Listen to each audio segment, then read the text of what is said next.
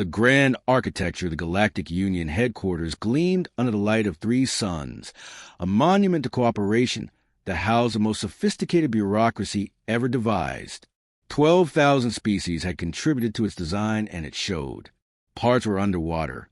Parts were filled with methane, and some sections existed in dimensions most species couldn't perceive without specialized equipment. A fitting metaphor for interstellar politics. Motion 4, 326, 897. J is now entering its 47-hour deliberation, announced the chronographer, a being that existed simultaneously in past, present, and future, and consequently made an excellent timekeeper but terrible dinner party guest. We will now hear from Representative Tlax regarding Amendment 42, Line 7. The representative unfurled from what appeared to be a briefcase, but was actually their natural resting state. Tlax's species evolved from something resembling origami, if origami could feel contempt. "Esteemed colleagues," began Tlax, their voice rustling like bureaucratic paperwork in a fan. "The statistical evidence is overwhelming. After analyzing 10,487 hostage situations occurring across the Union in the past standard decade, we must accept the uncomfortable truth. Humans, yes, humans, have a success rate of 94.3% in hostage negotiation compared to the galactic average of 23.1%. Murmurs rippled through the assembly chamber. A delegation of crystalline beings clinked anxiously against each other, their form of nervous chatter. I know, continued Tlax. It defies all logical models. The quantum probability collective nearly had a collective breakdown processing these outcomes. But facts remain facts, even unpleasant ones.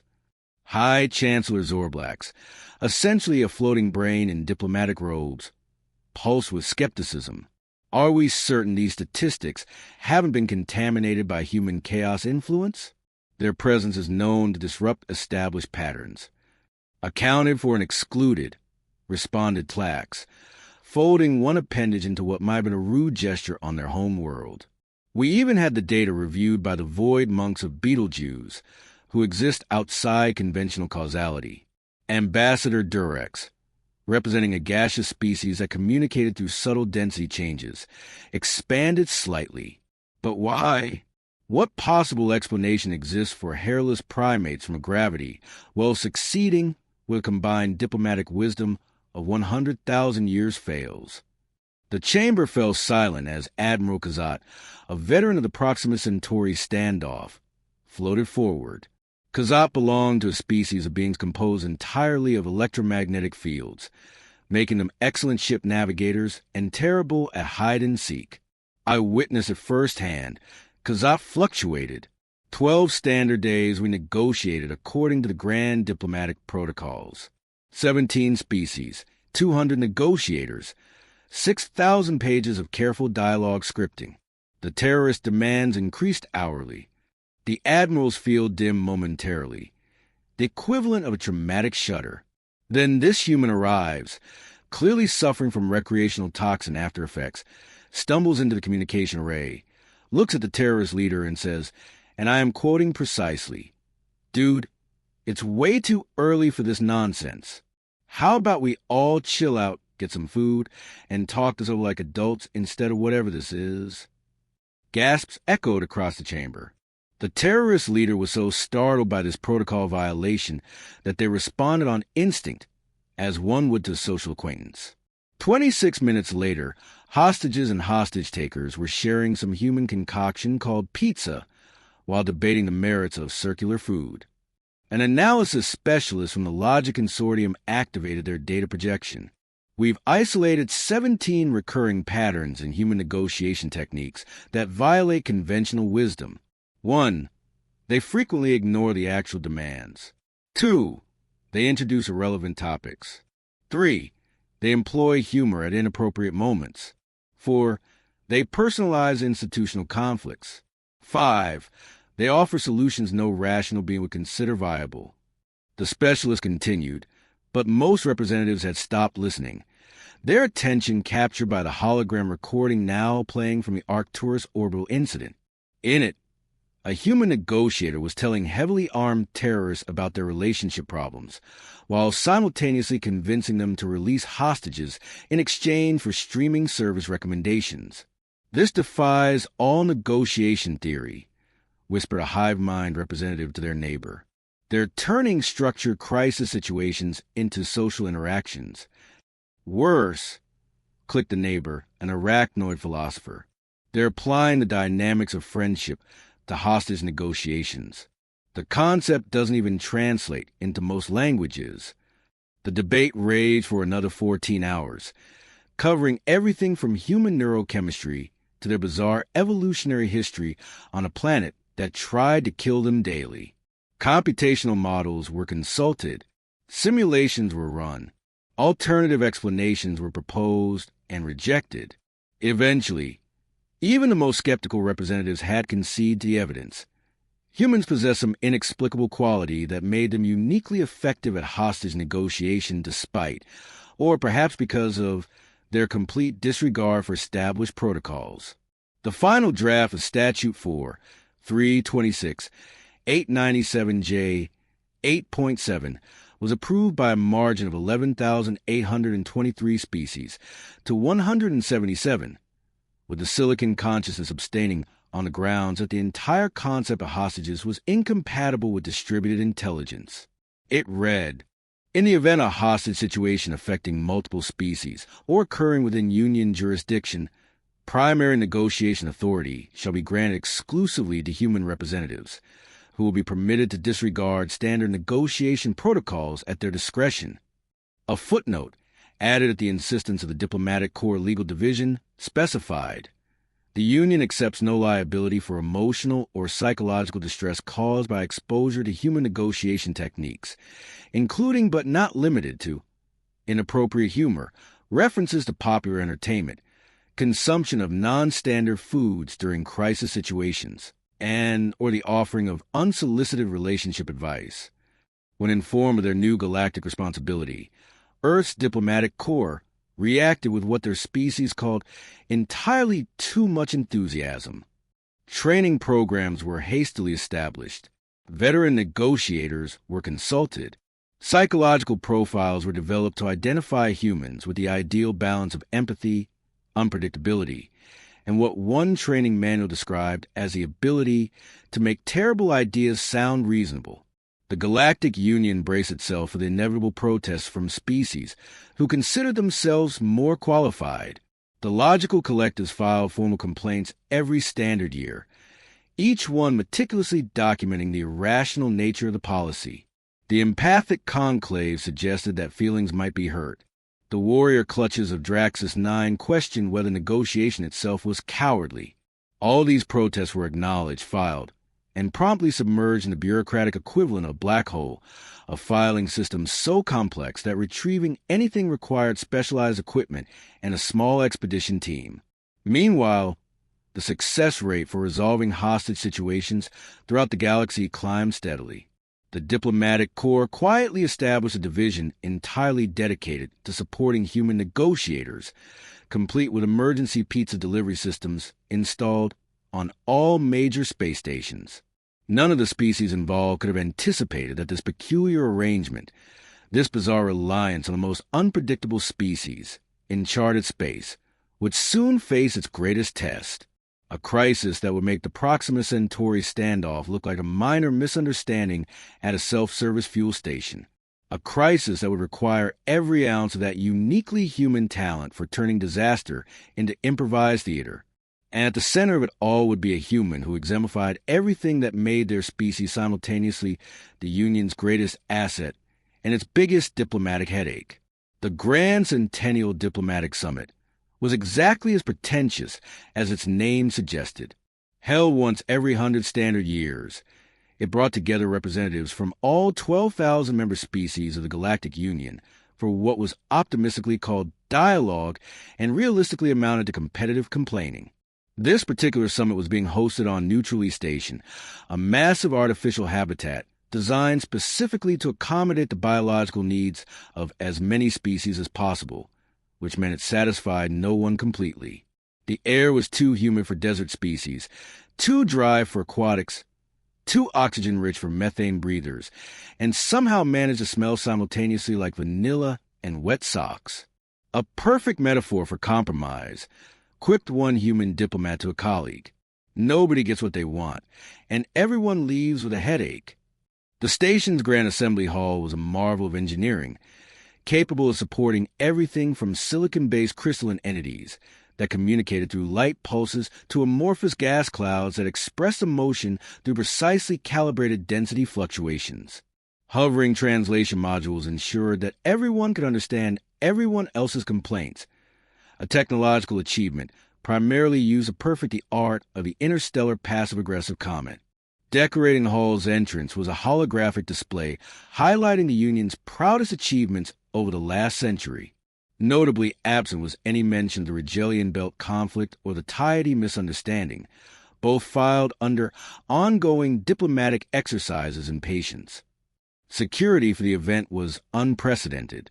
The Centennial Summit had never before been targeted by extremists, mainly because previous summits had been so mind-numbingly boring that even terrorists couldn't stay awake through them.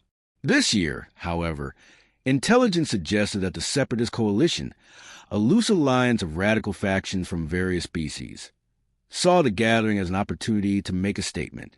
"We've implemented 17 layers of security protocols," assured Chief Security Officer Rex, a six-limbed arachnoid whose species had evolved from creatures that built elaborate traps. This genetic history made them excellent security experts, but terrible hosts, as guests often found themselves accidentally ensnared in precautionary restraint systems on their way to the bathroom. "Each delegate has been screened using quantum signature analysis," Rex continued, mandibles clicking with professional pride. "The station's defensive grid can detect a weapon as small as a microbe, and our response teams are positioned at strategic intervals, ready to neutralize any threat within 2.7 seconds. Attending dignitaries nodded appreciatively, suitably impressed by this display of security theater. No one bothered to ask why. If the screening was so thorough, they still had to remove their shoes at the entrance. The summit's first day proceeded with the expected level of diplomatic tedium. 17 speeches about unity were delivered, for minor trade disputes erupted into shouting matches. The refreshment tables were strategically restocked during particularly long-winded addresses, creating a subtle incentive system to keep speeches brief if the speaker wanted their audience to remain awake. It was during the evening reception, when alcohol and its various psychoactive equivalents had loosened enough mandibles, tentacles, and proboscises for actual diplomacy to occur, that everything went spectacularly wrong. The first sign of trouble came when the lights flickered. This would have been concerning in any circumstance, but was particularly alarming on a space station, where flickering lights typically preceded catastrophic life support failure. "Attention, representatives of the so-called Galactic Union," boomed a voice over the station's communication system.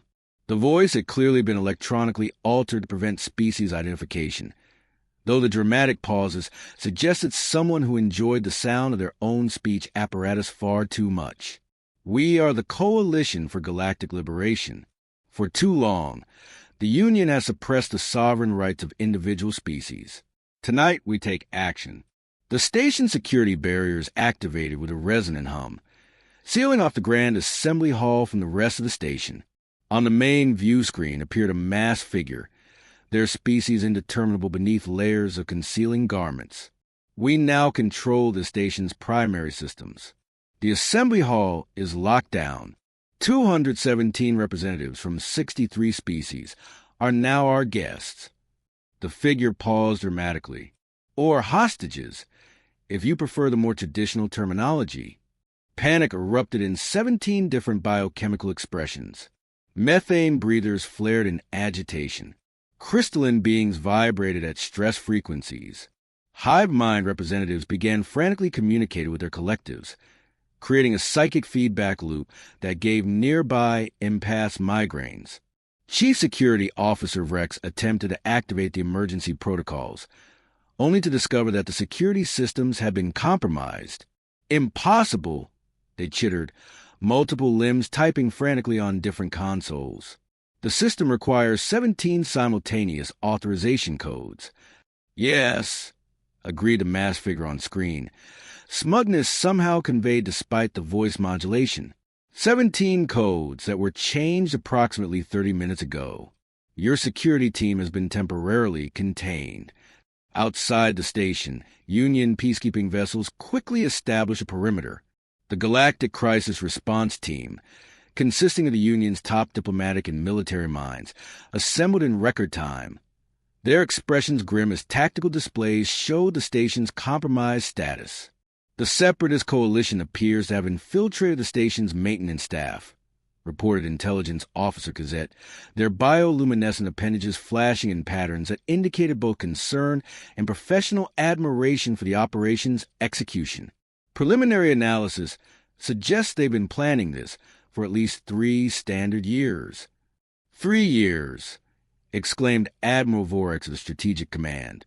That's longer than most Union trade negotiations take. Evidently, some entities in this galaxy still possess patience, remarked Gazette dryly. Back in the assembly hall, the Coalition's demands scrolled across every available screen. Recognition of 17 disputed territories as independent from Union jurisdiction. Release of 42 political prisoners from various Union detention facilities. Restructuring of a Union's governing council to ensure proportional representation. A formal apology for the Union's handling of the Rigelian Belt conflict. Unlimited access to the Union's proprietary terraforming technology. You have 12 standard hours to comply, announced a masked figure, after which we will begin executing hostages in order of their species' representation on the Union Council, starting with those who have the most influence. This strategic targeting immediately set off another round of panic, particularly among representatives of the founding species, who suddenly found themselves at the top of an execution list. The logical collective's representatives, essentially hyper-intelligent quantum computers housed in humanoid forms, immediately began calculating negotiation strategies. If we concede to demands 1 and 3 while offering partial compliance with 2 and 5, statistical models suggest a 64.2% chance of de-escalation, they announced. Unacceptable, hissed the representatives of the warrior clutches. Concessions show weakness. We should activate the military option immediately and risk the lives of 217 representatives, including 3 Union counselors, countered the empathic conclave spokesperson, their color-shifting skin displaying patterns of distress and disapproval. The psychic trauma alone would destabilize relations for decades.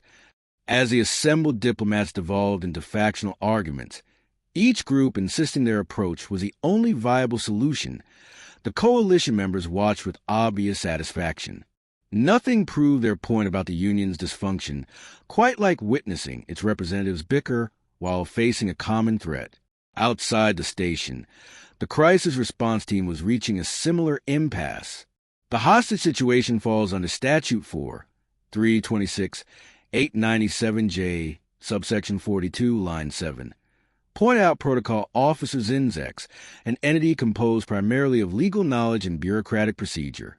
Which means, prompted Admiral Vorex. Which means we need a human negotiator. Completed Admiral Vorex, mandibles clicking in what might have been resignation or indigestion.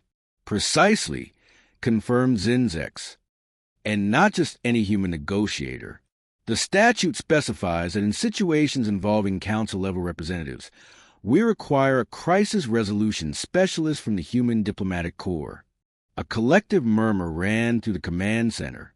The Human Diplomatic Corps' crisis resolution specialist had a galaxy-wide reputation that inspired both awe and terror.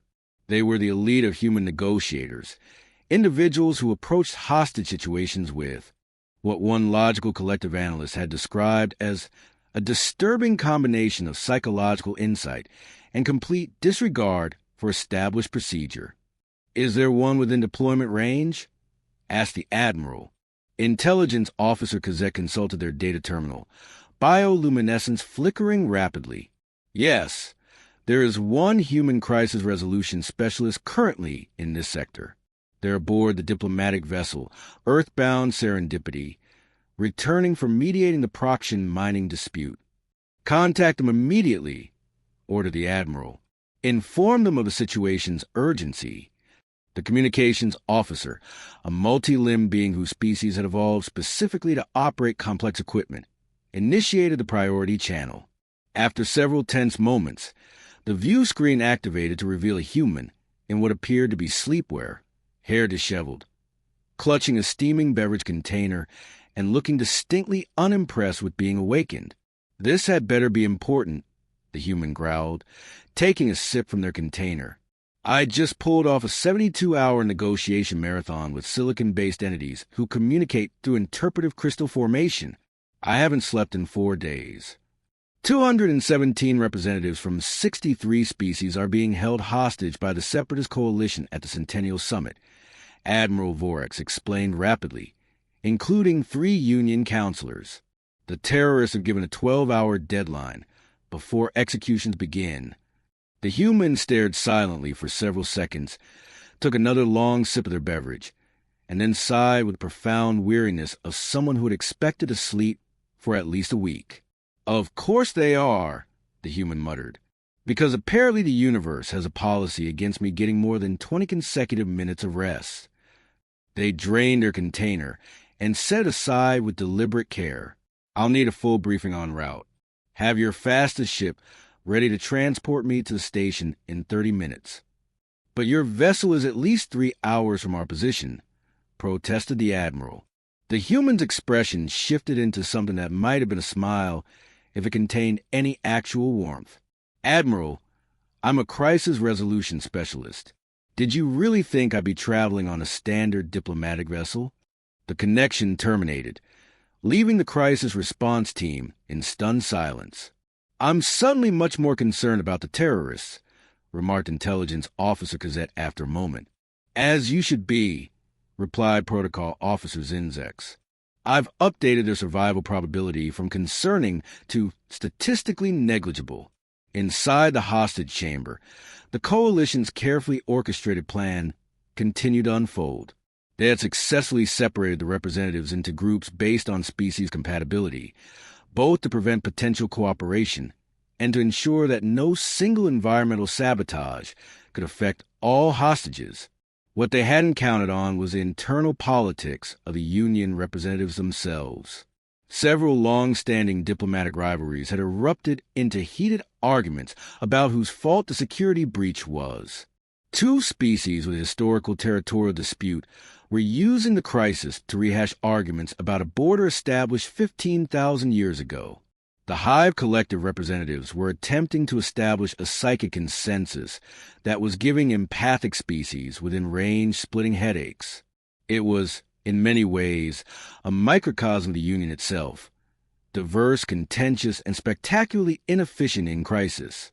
As the 12-hour deadline approached its halfway mark, both the hostage-takers and their captives were about to discover why Statute 4, 326, 897J, subsection 42, line 7 existed in the first place, and why the mere mention of human negotiators caused experienced terrorists throughout the galaxy to seriously reconsider their career choices. The human arrived at Neutrally Station aboard a vessel that defied conventional design sensibilities.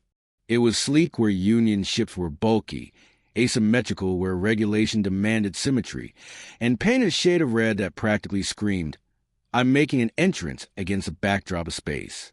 "That's not a diplomatic vessel," remarked Admiral Vorax as it docked.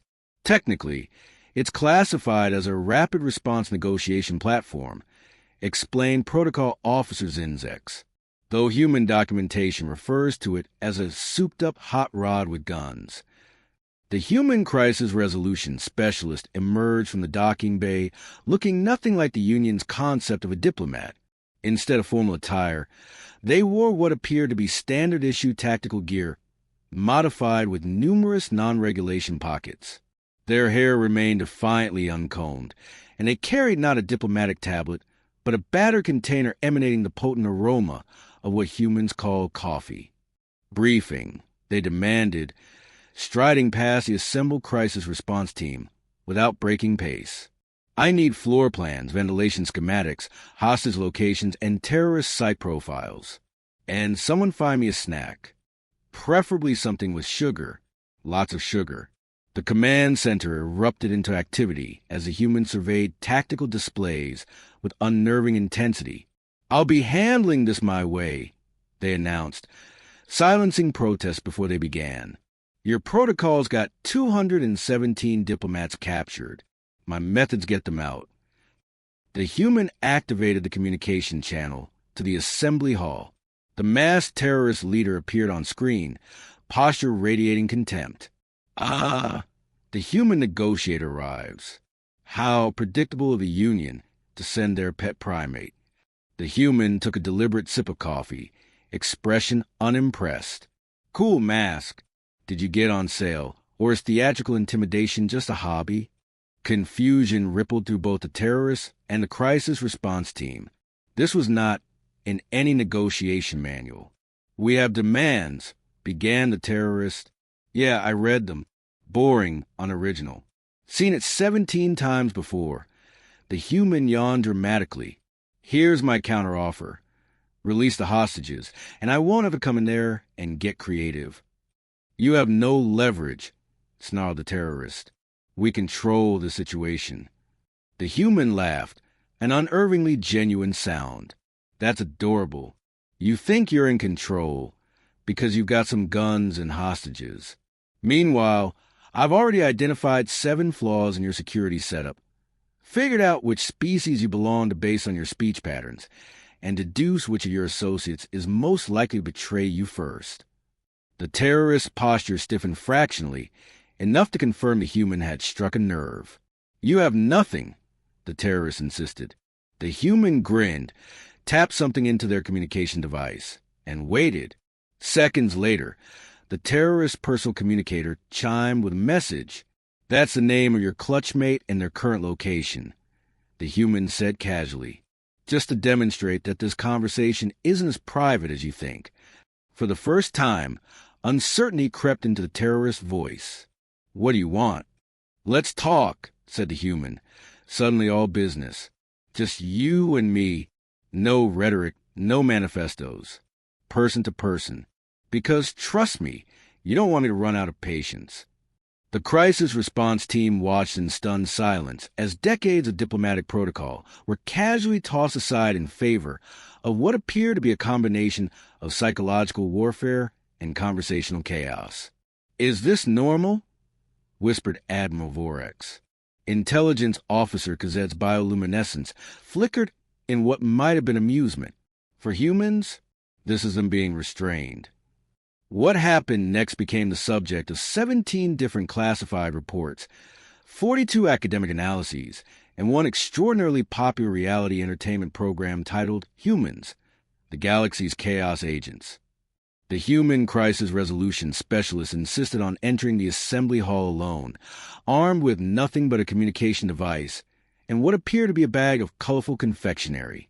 The crisis response team's protests were dismissed with a wave and the cryptic comment, "Trust me, I've talked down worse situations with less preparation. Remember the Beetlejuice wedding disaster?" Several members of the team visibly shuddered at the reference. Surveillance feeds showed the humans strolling into the hostage situation as casually as one might enter a social gathering, offering candy to startle representatives and terrorists alike, breaking every security protocol in existence. They positioned themselves in the center of the hall and simply started talking, not negotiating, not making counter-demands, just conversing as if they'd encountered these armed terrorists at a dinner party rather than a hostage crisis. "So let me get this straight," the human said, addressing the terrorist leader while unwrapping a piece of candy. "You've spent 3 years planning this operation, infiltrated one of the most secure facilities in Union space, and your grand plan is asking for stuff?" The terrorist leader's posture stiffened. "Our demands represent the legitimate grievances of—" Yeah, I read the manifesto," interrupted the human dismissively. "Pretty derivative, if I'm honest. Lots of grand statements, very little practical implementation strategy. For a 3-year plan, you'd think someone would have asked, what happens next?" Confusion rippled through both the hostages and their captives. This was not how negotiations were supposed to proceed. "What do you mean?" asked the terrorist leader, despite clearly trying not to engage. "I mean," the human continued, casually perching on a table, "let's say the Union caves to all your demands. Then what? You think suddenly everything changes? The economic imbalances, the cultural tensions, the historical grievances, all fixed because you got an apology and some paperwork." Several of the terrorists exchanged glances. This particular philosophical discussion had evidently not been part of their operational briefing. Furthermore, the human continued, now pacing energetically, "Have you considered the messaging problem? Right now, you're the separatist coalition, holding diplomats hostage. Very dramatic, very headline-worthy. But the moment those hostages are released, you're just another political faction filing paperwork through union bureaucracy. Is that really the legacy you're aiming for?" The terrorist leader shifted uncomfortably. "Our cause is legitimate." "In many ways," the human interrupted again, tone suddenly serious. The Union's handling of the Rigelian Belt conflict was objectively terrible. The representation imbalance is mathematically indefensible. You're not wrong about the problems. You're just catastrophically wrong about the solution.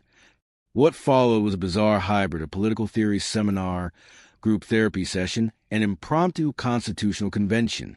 The humans somehow managed to get terrorists and hostages alike engaged in a discussion about practical governance reforms, complete with a makeshift presentation using the Assembly Hall's holographic displays.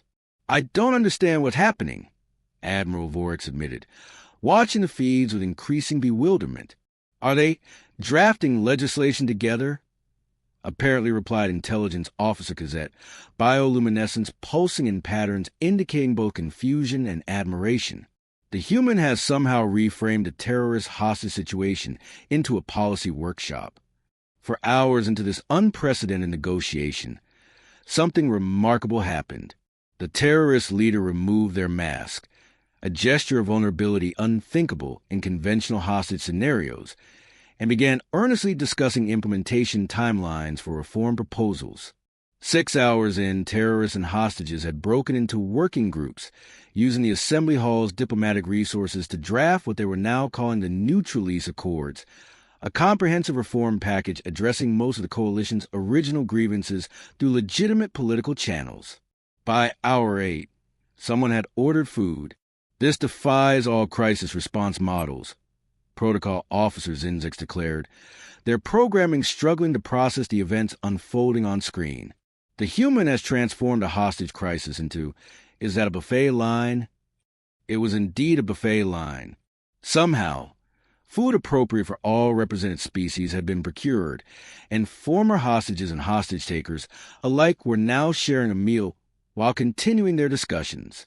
By the time the original 12-hour deadline expired, the situation had so thoroughly transformed that it barely resembled a hostage crisis at all. The coalition members had surrendered their weapons. The representatives had transmitted the draft accords to the Union Council for emergency review, and 3 separate working committees had been established to continue the reform process. As the human crisis resolution specialist emerged from the Assembly Hall, they looked simultaneously exhausted and smugly satisfied. "Crisis resolved," they reported, stifling a yawn. "No casualties except common sense, and about 16 different diplomatic protocols." "But how?" demanded Admiral Vorix. "What method did you employ?" The human shrugged. "I pointed out their plan was stupid. Their goals were valid. And then I gave everyone something constructive to do instead of panicking. Works at most family reunions, too." In the aftermath, the Galactic Union found itself in the unprecedented position of implementing reforms demanded by terrorists, except they weren't technically demands anymore, but rather urgently proposed legislative initiatives co-sponsored by many of the former hostages. The incident prompted an immediate review of Statute 4, 326, 897J, subsection 42, line 7. After extensive debate, the statute wasn't merely upheld. It was expanded, with a new clause specifying that humans should be consulted in any crisis situation where conventional approaches have failed or are likely to fail based on preliminary assessment. When questioned by the Union Council about their methodology, the Human Crisis Resolution Specialist provided a response that was entered verbatim into the official record, despite the protests of 17 different translation experts who insisted it couldn't possibly be rendered accurately in the Union's formal language. Sometimes people just need someone to cut through the bullshit, hand them a snack, and remind them they're all actually people under all those agendas and grudges. Turns out that works across species boundaries, too. The incident became known colloquially as the negotiation that wasn't and entered textbooks throughout the Union as both a case study in crisis resolution and a perfect example of why. Despite their many bewildering qualities, humans remained the only species trusted to negotiate when lives were on the line. Because sometimes the most effective diplomatic approach wasn't found in any protocol manual. Sometimes it was simply offering candy to terrorists and treating an existential crisis like an inconveniently scheduled dinner party. A strategy so illogical that only humans would attempt it, and so bizarre that it actually worked. The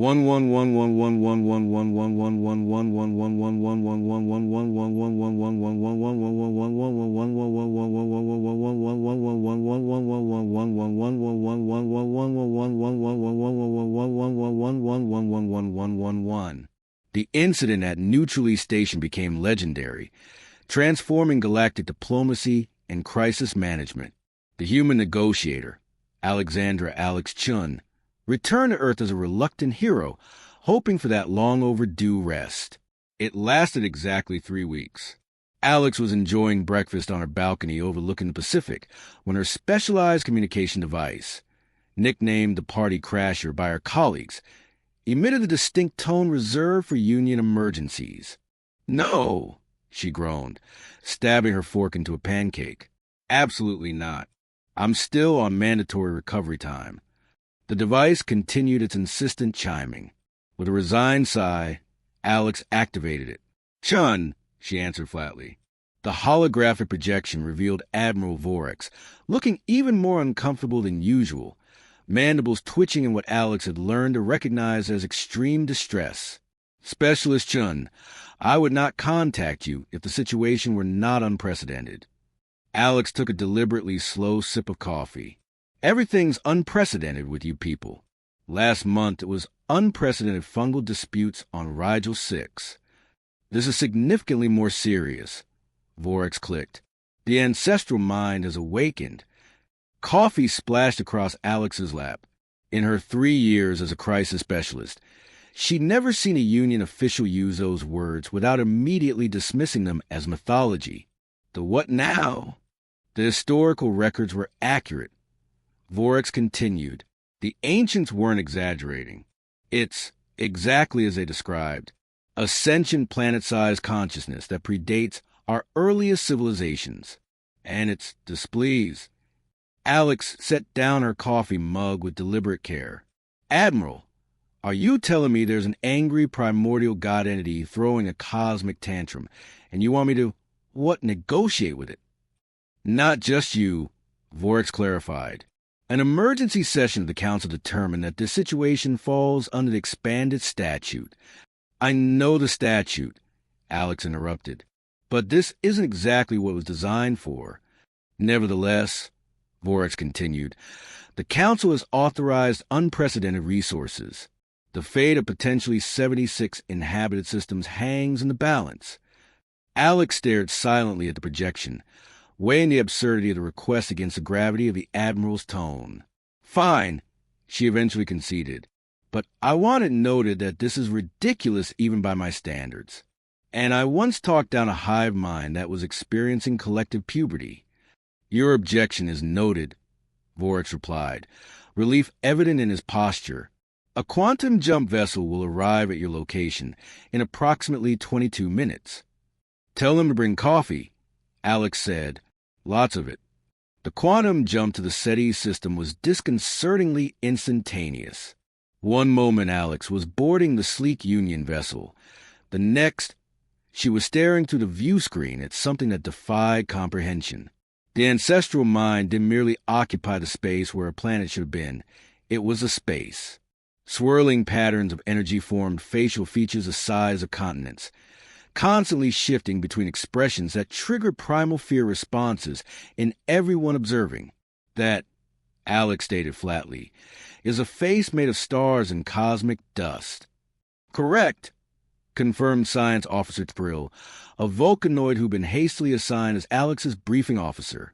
The ancestral mind appears to have repurposed local stellar material to create a communication interface recognizable to carbon-based life forms.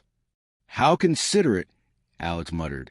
The command deck of the Union flagship, Inevitable Compromise, resembled an academic conference in crisis.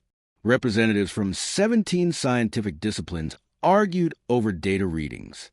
Religious scholars from dozens of cultures debated ancient texts suddenly proven accurate. Military strategists plotted evacuation routes for billions of beings. Fleet Admiral Zextor, a bioluminescent cephalopod like being floating in a specialized tank, pulsed with formal greeting patterns as Alex approached.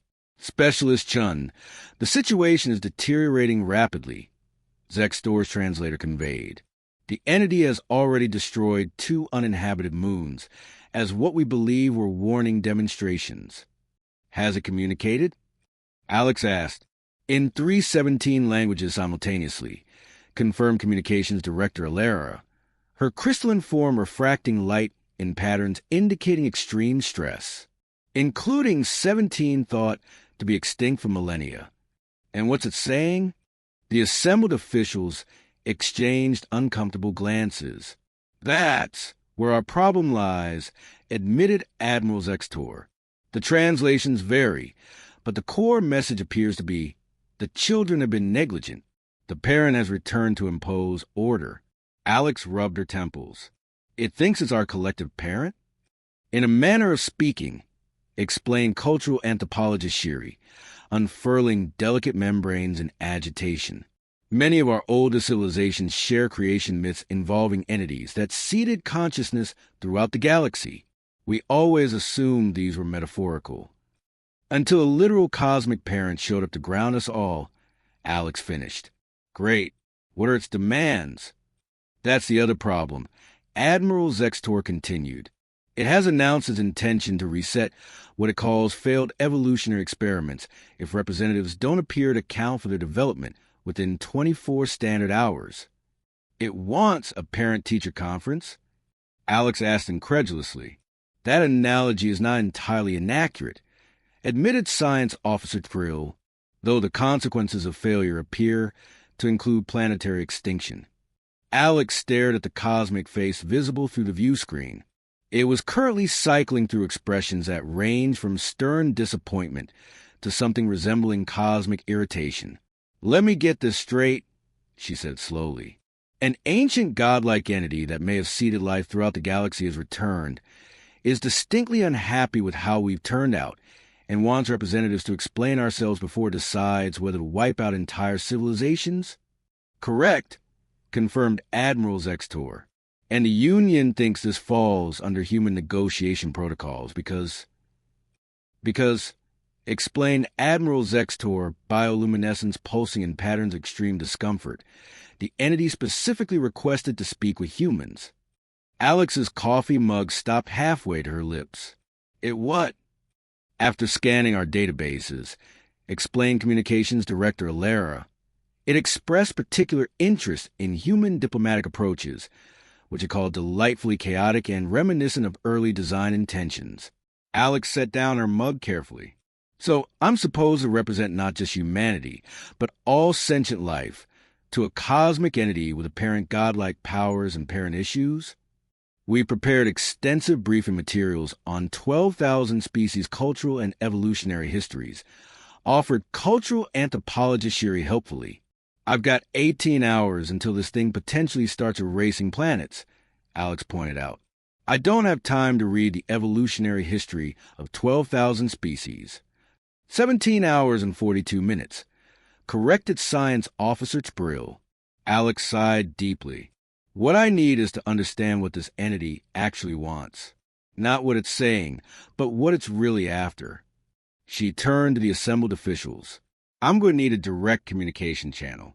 No filters, no diplomatic buffers. That would violate 42 different safety protocols, protested Admiral Zextor. And adhering to them has worked so well so far, Alex replied dryly. Look, you call me because your protocols failed. Let me do this my way. A tense silence fell across the command deck. Very well. Admiral Zextor finally conceded, pulses of resignation rippling through their tank. Communications. Establish a direct channel to the entity. There's one more thing, Alex added. I'll need a quantum transport directly into the entity's presence. The resulting uproar was multilingual, multi-species, and uniformly horrified. Absolutely not. Admiral Zextor's translator struggled to convey the intensity of their objection. We have no idea what exposure to the entity's raw presence would do to a biological organism. That's why I'm asking for a quantum suit, Alex replied calmly. The same kind your deep space explorers use in unstable reality zones. Those are experimental, objected Science Officer Thrill. So, is negotiating with a cosmic entity, Alex countered. Look, this thing wants a face-to-face meeting. It's used to being the biggest consciousness in the room. If I appear on a screen, I'm just another digital annoyance. But if I show up in person or as close to in person as we can manage, that sends a message. What message? Demanded Admiral Zextor. Alex grinned. That humanity is either brave enough or stupid enough to look a god in the eye. Either way, it'll be intrigued. The quantum suit resembled a second skin made of liquid mathematics. It shimmered with equations designed to protect its wearer from exotic physics and reality distortions. As the technicians made final adjustments, Alex reviewed what little concrete information they had about the ancestral mind. The entity appears to be a convergent consciousness, explained Science Officer Thrill. It exists simultaneously across multiple dimensional planes, but manifests primarily in our space-time to facilitate communication.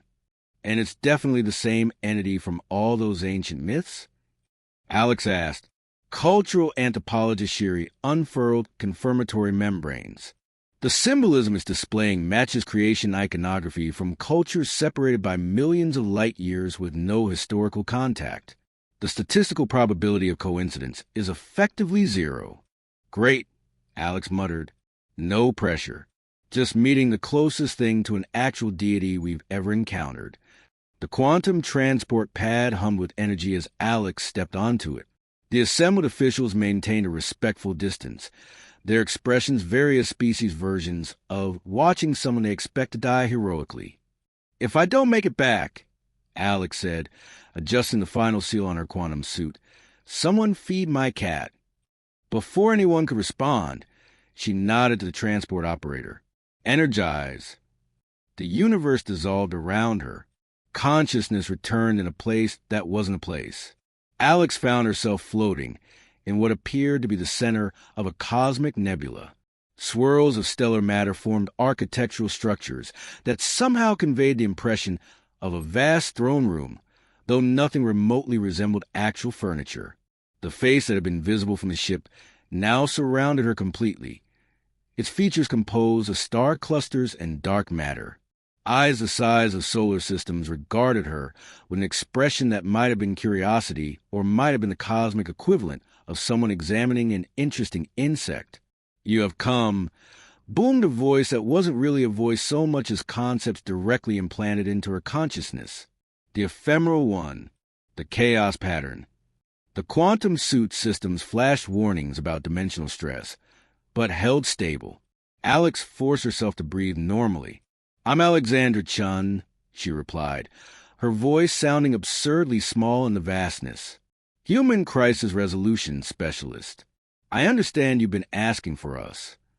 The cosmic face shifted, stars rearranging into what might have been amusement.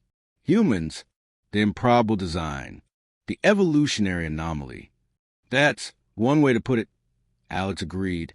We prefer adaptable. 17 civilizations have risen and fallen since I last observed the sector, the entity continued. None have deviated so far from predicted patterns as your species. Is that a compliment or a complaint? Alex asked. The entity's features shifted again, cosmic dust swirling into new configurations. Neither. An observation. You were designed for balance, yet you embrace extremes. Alex decided to take a risk. If you're disappointed in how we turn out, you might want to take that up with quality control. We didn't exactly get an instruction manual. For a moment, the entire nebula seemed to freeze. Then, to Alex's astonishment, the cosmic face did something unexpected. It laughed, a sound like distant galaxies colliding in harmony. Unexpected response patterns. Classic human variants. The entity seemed almost pleased. Perhaps this is why you were selected as representative. Selected by whom? Alex asked carefully. By the collective bureaucracy you call the Union, the entity replied. Their choice reveals much about current evolutionary trajectories. Alex decided to push further. Why did you come back now? If you're some kind of progenitor species that seeded life throughout the galaxy, why check on us after all this time? The cosmic nebula darkened slightly, the equivalent of a frown.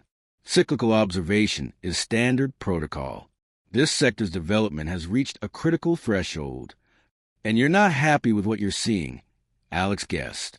Imbalance threatens stability, the entity confirmed. Technological advancement without proportional wisdom.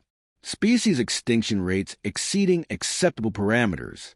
Consciousness evolution stagnating in bureaucratic structures. So basically we made a mess of things, Alex summarized.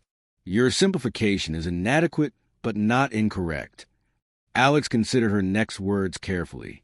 Everything, potentially billions of lives across dozens of systems, depended on making the right argument to a being that thought on scales she could barely comprehend. You know what I think, she finally said. I think you're not actually here to reset anything. I think you're confused. The nebula flashed with energy patterns that the suit sensors interpreted as surprise. Explain, demanded the entity. You created life, or at least guided its evolution, right? Set things in motion, and then step back to see what would happen. Classic science experiment. But experiments don't always go as planned. That's what makes them valuable. The cosmic face regarded her with newfound intensity. Continue. We didn't follow your expected pattern. Evolution took weird turns. Consciousness developed in ways you didn't anticipate. And now you're back, looking at results that don't match your projections, and your first instinct is to wipe the board clean and start over. Alex gestured at the cosmic vastness around them. But that's not very scientific, is it? Throwing away data because it doesn't fit your hypothesis. The entity was silent for what felt like an eternity. Star clusters shifted position, forming patterns that might have represented deep thought. Interesting perspective. It finally responded. You suggest your deviations are data rather than error. Exactly, Alex pressed, sensing an opening. Look at humans. We're apparently nothing like you expected us to be. But we become the Union's crisis negotiators. We solve problems precisely because we don't think like everyone else. She took a deep breath. Diversity, real diversity, including evolutionary paths you didn't anticipate. That's not a flaw in the experiment. It's the whole point of running experiments in the first place. To discover what you couldn't predict. The cosmic nebula swirled with new intensity, patterns forming and dissolving at dizzying speeds. Alex's suit sensors indicated energy fluctuations beyond their ability to measure. A compelling argument, the entity conceded. Yet critical imbalances remain unaddressed. Alex nodded. You're right. We got problems, serious ones. But extinction isn't the answer. Evolution is messy. Growth is messy. If you want perfect order, you shouldn't create living things in the first place. The entity's features shifted into what might have been thoughtfulness. What alternative do you propose, human Alexander Chun? This was the moment everything hinged on. Alex chose her words with care. Guidance instead of judgment, she suggested. You say you're here for an accounting. Fine, I'll give you one. We've made mistakes, countless stupid, preventable mistakes. We've destroyed ecosystems, driven species extinct, waged wars over nothing. But we've also created art that captures the essence of existence. We've crossed gulfs of space to meet others unlike ourselves. We've crafted philosophies that question our own place in the universe. She gestured at the cosmic face surrounding her. If we are children, all of us, all species, then do what good parents do. Don't just punish failure. Recognize potential. Guide. Teach. But let's find our own way. The entity was silent for so long that Alex began to wonder if her suit's life support would outlast its deliberation. Finally, the cosmic nebula shifted, contracting into a more defined shape, still vast beyond comprehension, but somehow more focused. You speak as if conscious species deserve autonomy, the entity observed. We do, Alex said firmly, even if we mess it up sometimes. Especially then. Even when autonomy leads to destruction? Even then, Alex confirmed. Because without the freedom to fail, success means nothing. The cosmic face shifted again, forming what might have been the first genuine expression of surprise it had shown. Fascinating, it declared. You argue not from fear, but from principle, despite knowing I could extinguish your existence with a thought. That's kind of our specialty, Alex replied with a small smile. Humans, stubbornness in the face of overwhelming odds. The entity seemed to consider this. Perhaps there is merit in observing further development, the unexpected data patterns. Warren extended study. Hope surged through Alex. So you're not going to reset civilization? Not immediately, the entity clarified. Instead, I will remain to observe, to learn why development took such unanticipated paths. Alex felt a momentary panic. Remain? Like permanently? For one galactic rotation, the entity specified. Approximately 250 million of your years. A brief interlude, from my perspective, and during that time, Alex asked carefully, I will observe, occasionally interact, perhaps offer guidance where critical failures threaten cosmic balance. It paused, cosmic dust swirling into new patterns. Your argument has merit. Human Alexandra Chun. Perhaps the diversity of evolutionary outcomes is indeed the purpose rather than the flaw. Relief washed over Alex. She'd done it. Convinced a godlike entity not to wipe out civilization, though the idea of this cosmic being hanging around for 250 million years, watching everyone like some kind of celestial parent, was going to make for interesting Union Council meetings. So we have a deal, she confirmed. You observe, maybe offer occasional advice, but no resetting civilizations? Agreed, the entity confirmed. This conversation has been enlightening. You are indeed an unexpected variant, human Alexander Chun. Alex smiled. We get that a lot. Return to your vessel, the entity instructed. Inform your collective that the parent will remain to watch the children's development with renewed interest. The nebula began to shimmer around her, indicating the conversation was ending. One more thing, Alex said quickly. Do you have a name? Something we can call you besides the ancestral mind? The cosmic face seemed to consider this request. Names are a concept of linear beings. I am beyond such limitations. That's going to make future conversations awkward, Alex pointed out. The entity's features shifted into what might have been amusement. Very well. In your mythologies, I have been called many things. Choose one that suits your species' understanding. How about observer? Alex suggested. Simple, accurate, not too pretentious. Acceptable, the entity agreed. Until our next interaction, human Alexander Chun. The nebula brightened to blinding intensity, and Alex felt reality shifting around her. She rematerialized on the transport pad of the inevitable compromise, immediately collapsing as her legs gave out beneath her. Medical personnel rushed forward, but she waved them away, gasping for breath. "I'm fine," she managed. "Just cosmic jet lag." Admiral Zextor's tank rolled forward, bioluminescence pulsing with urgent patterns. "What happened?" "The entity's energy signature has changed. Several nearby systems report unusual stellar phenomena." Alex looked up at the assembled officials, scientists, and military personnel, all staring at her with expressions ranging from dread to desperate hope. "Good news and weird news," she announced. "Good news! No extinction event today. I convinced that evolutionary diversity is a feature, not a bug." Relief swept visibly through the assembled beings. "And the weird news," prompted Admiral Zextor cautiously. Alex grinned weakly. "We've got a new neighbor. It's staying for the next 250 million years to observe our development. Says it might occasionally offer guidance, but promises not to reset any civilizations without due cause." Stunned silence fell across the command deck. "You convinced an ancient cosmic entity to, what? Become our collective galactic babysitter?" Scientific Officer T'Bril asked, one eyebrow raised in an expression of extreme scientific skepticism. "More like an interested parent who's decided to be more involved in their kid's education," Alex clarified. "Oh, and it prefers to be called Observer now." The command deck erupted into chaos as officials tried to process the implications.